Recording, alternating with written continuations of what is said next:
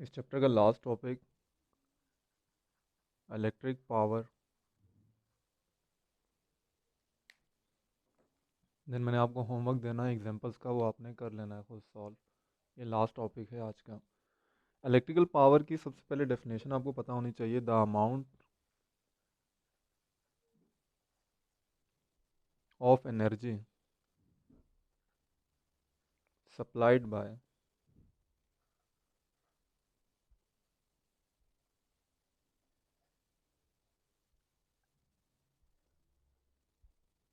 Current in unit time is called EP. EP for electrical power, यानी यहाँ पे कह रहा है एनर्जी की वो अमाउंट या वो वैल्यू या वो कह लें कीमत जो करंट सप्लाई करे यूनिट टाइम में, तो उसे आप क्या कहेंगे? Electrical power. जैसे वेलोसिटी के लिए आप कहते थे D by T, rate of change of displacement, यानी टाइम के साथ जो डिस्प्लेसमेंट का चेंज होता है तो वेलोसिटी आती थी। तो यहाँ भी जो एनर्जी करंट सप्लाई करेगा यूनिट टाइम में वो आपकी इलेक्ट्रिकल पावर बनेगी। और इलेक्ट्रिकल पावर पी को आप कैसे डिफाइन करेंगे? P is equal to W divided by T. अब डब्ल्यू क्या है? बेसिकली ये वो इलेक्ट्रिकल एनर्जी और ये वो इलेक्ट्रिकल पावर है। ये वो इलेक्ट्रिकल एनर्जी है जो करंट देता है यूनिट टाइम में, तो उससे क्या आ जाती है? आपके पास पावर आ जाती है। बट हमने डब्ल्यू का रिलेशन पढ़ रखा है, वी नो। यहाँ साइड पे मैं लिख देता हूँ W is equal to Q and V, जो हम पढ़ते आ रहे हैं पिछले टॉपिक्स में। तो यहाँ पे पी आपका इक्वल हो जाएगा क्यू वी ओवर टी के।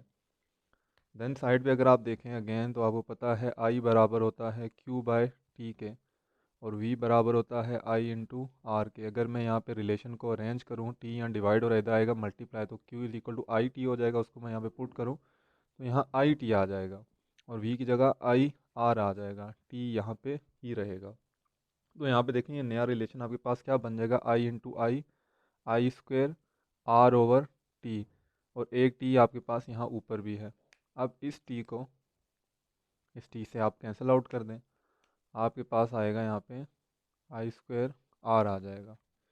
ये आपके पास p की वैल्यू आ गई। इसके बाद आप अगेन यहाँ पे लिख सकते हैं कि I is equal to Ohm's law के मुताबिक v ओवर आर। उसको जब यहाँ पे आप पुट करेंगे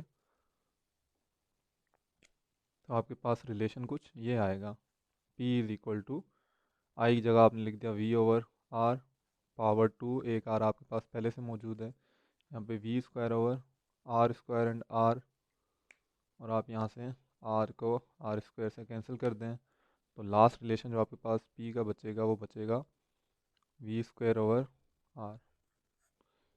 ये इसकी डेरिवेशन हो गई पावर की, इलेक्ट्रिकल पावर की। अब आपने याद रखना है, और यही भी याद रखना है कि जो रिलेशन है पावर का, ये पावर डेसिपेशन के लिए है। पावर डेसिपेशन क्या होती थी? एनर्जी का या पावर का ज़ाया होना, डेसिपेट होना, ये उसके लिए रिलेशन है। और इलेक्ट्रिकल पावर की डेफिनेशन ये थी और उसका फॉर्मूला ये था। ये पावर डेसिपेशन के लिए हमने रिलेशन निकाला है। अब आगे इसकी एसआई यूनिट आप लिख लें।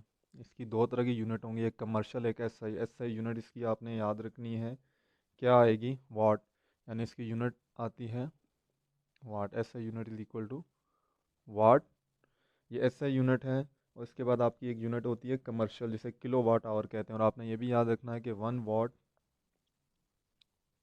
इक्वल होता है जाउल सेकंड इनवर्स के। 1 जाउल सेकंड इनवर्स क्यों? क्योंकि डब्ल्यू जो है देखें इसकी यूनिट जाउल होती है और टाइम की सेकंड होती है, तो टी को जब मैं ऊपर लाऊंगा तो इनवर्स में चला जाएगा। 1 watt is equal to 1 joule second inverse. Next जो चीज़ मैंने आपको बताई, kilowatt hour commercial unit. अब किलो वाट आवर क्या है? ये एक कमर्शियल यूनिट है, आपने याद रखना है इलेक्ट्रिकल एनर्जी की, जिसे हम किलो वाट आवर में मेजर करते हैं। जैसे घरों में जो बिल आते हैं वो किलो वाट आवर के हिसाब से आते हैं। मींस जब जहाँ पे ज़्यादा इलेक्ट्रिसिटी यूज़ हो रही है या जहाँ पे ज़्यादा डेसिपेशन है, वहाँ पे आप छोटी यूनिट से इसे रिप्रेजेंट नहीं करेंगे, बल्कि किलो वाट से आप रिप्रेजेंट करेंगे। जैसे हम मेगा के लिए किया करते थे, छोटी क्वांटिटीज़ को किलो में ले आया करते थे, बड़ी वैल्यू लिखी उसे किलो लिख देते थे, मेगा लिख देते थे। इस तरह से आपने किलो वाट में करना है। इसे आप डिफाइन ऐसे करेंगे कि electrical energy supplied in 1 hour at the rate of 1 kilo joule per second. यानी इलेक्ट्रिकल एनर्जी की जो आपकी डेसिपेशन है, electrical energy dissipate in 1 hour, यानी 1 घंटे में जो आपकी इलेक्ट्रिकल एनर्जी डेसिपेट होगी rate of 1 kilo joule per second, उस रेट से जिसमें 1 किलो जॉल सेकेंड हो, तो उस चीज़ को आप किलो वाट आवर कहेंगे। इसे आप सॉल्व कैसे कर सकते हैं? 1 किलो लिखा है, किलो में आपको पता है 1000 आता है, उसके साथ आगे आप यूनिट लिख लें जॉल सेकेंड। इसके बाद आपको पता है आवर, आवर का मतलब है 1 घंटा, उसमें 60 मिनट और 60 सेकेंड। इन सब को जब आप सॉल्व करें,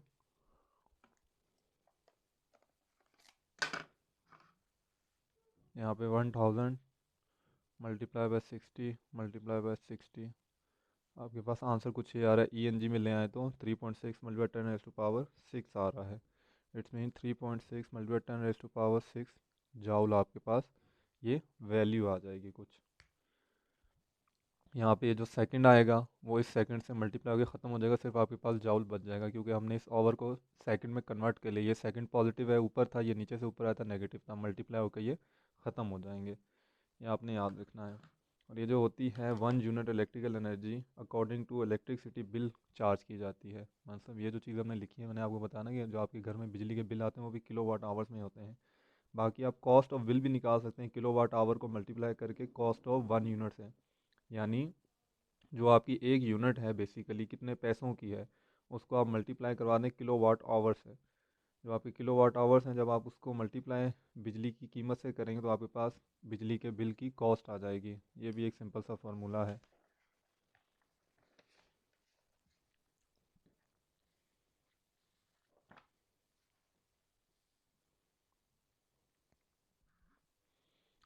यहाँ तक होप तो आपको समझ आ गया होगा।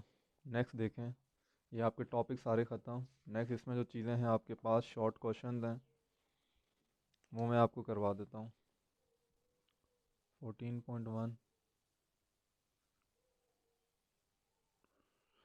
इसमें पहले define and explain the term electric current. Electric current को आप डिफाइन करें और इसका फॉर्मूला लिखें। ये काम आप खुद कर सकते हैं। इलेक्ट्रिकल करंट को उसने कहा डिफाइन करें।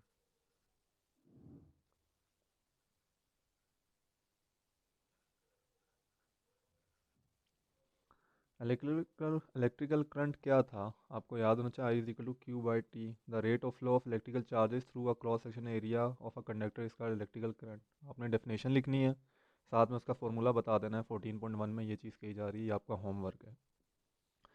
नेक्स्ट आपका जो क्वेश्चन है 14.3 में यहाँ पे डिफाइन करूँ, साथ साथ एक्सप्लेन करूँ, आपने जस्ट उसे कॉपी वर्क पे लिख के भेज देना है।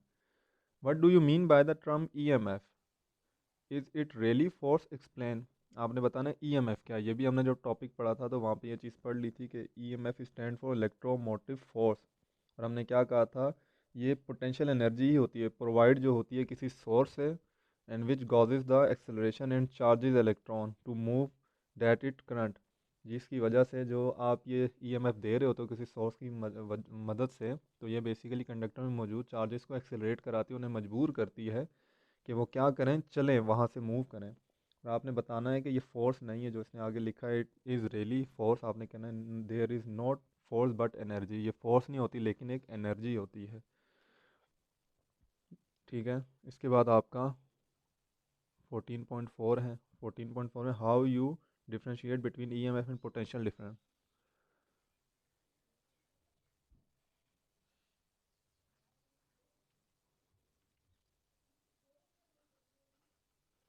अब ये चीज़ भी हमने पढ़ रखी है, EMF क्या है और पोटेंशियल डिफरेंस क्या है, टॉपिक में हमने पढ़ी थी, इसे आपने एक्सप्लेन कर देना है। EMF की यहाँ पे लिख दीजिएगा डेफिनेशन, और पोटेंशियल डिफरेंस को एक्सप्लेन कर दीजिएगा कि दो पॉइंट या दो कंडक्टर के दो एजिस के दरमियान में जो पोटेंशियल डिफरेंस आता है उसे आप पोटेंशियल डिफरेंस कहते हैं। फॉर्मूला लिख दीजिएगा और एक्सप्लेन कर दीजिएगा। फिर आपका है 14.5 short question, explain Ohm's law. ये भी आप लॉन्ग टॉपिक में पढ़ चुके हैं। आपने इसे एक्सप्लेन करना है, उसकी लिमिटेशन बतानी है। इसकी लिमिटेशन क्या, लिमिटेशन में आपको याद होना चाहिए जो आपने ओमिक और नॉन ओमिक सारी चीज़ें पढ़ी थी, वो चीज़ें यहाँ पे लिख दीजिएगा। फिर आपका है 14.6। 14.6 है define the resistance and its unit. अब रेजिस्टेंस एंड,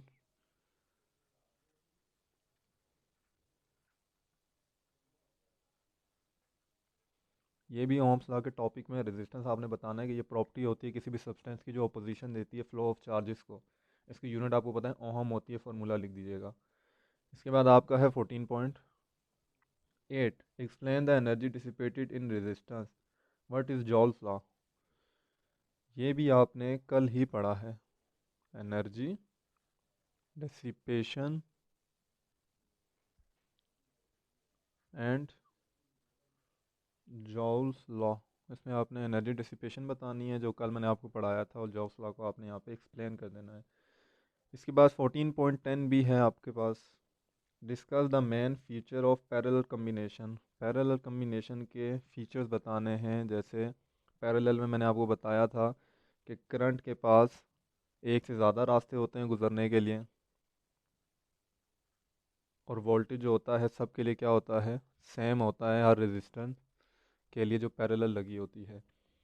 फिर 14.11, तो इसमें उसके आपने फीचर्स बता देने हैं. यहाँ पे आपने बताना है determine the equivalent resistance of series combination. Equivalent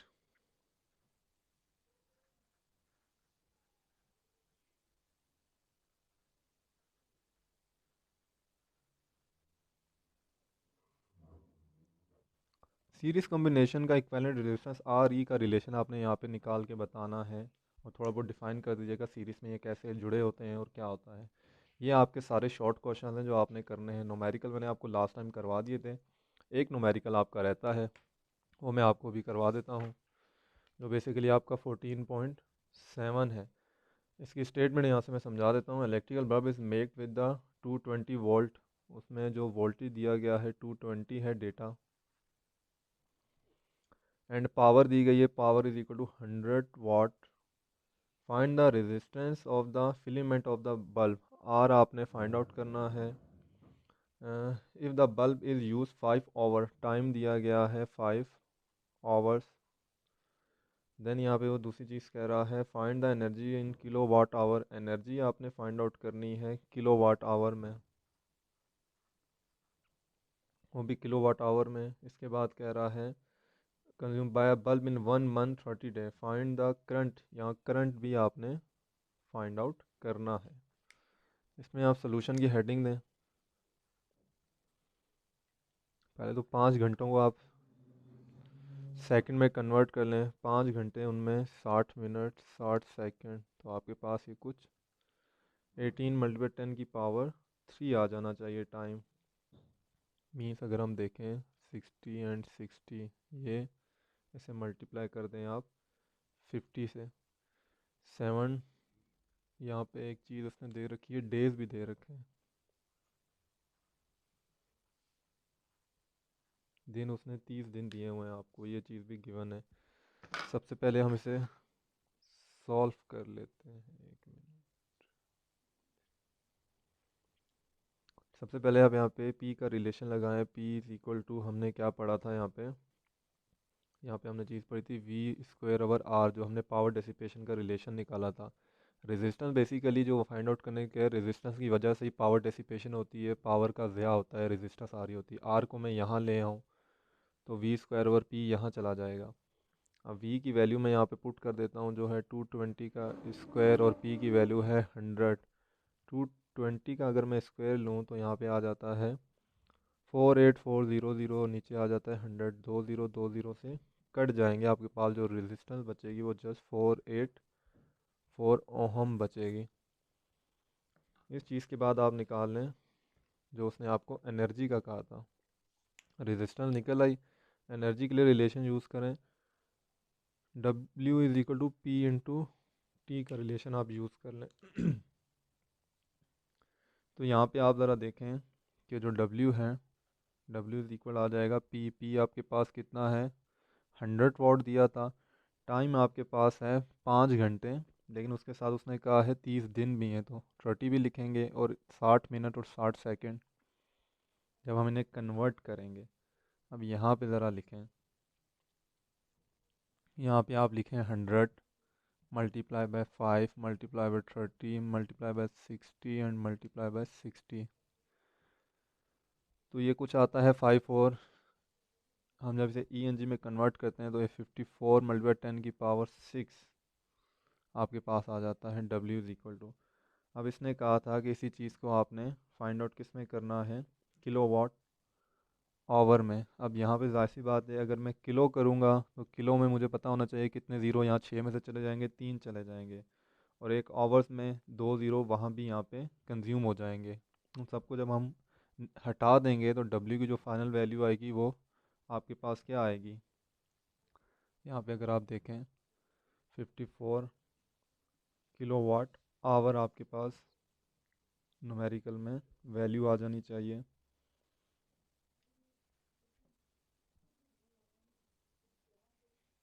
तो इसका आंसर आपके पास आएगा 15 किलो वाट आवर। ये आपका एक आंसर आ जाएगा। होप सो आपको ये सारा कुछ समझ आया होगा। इससे रिलेटेड कोई क्वेश्चन हो तो पूछ लीजिएगा।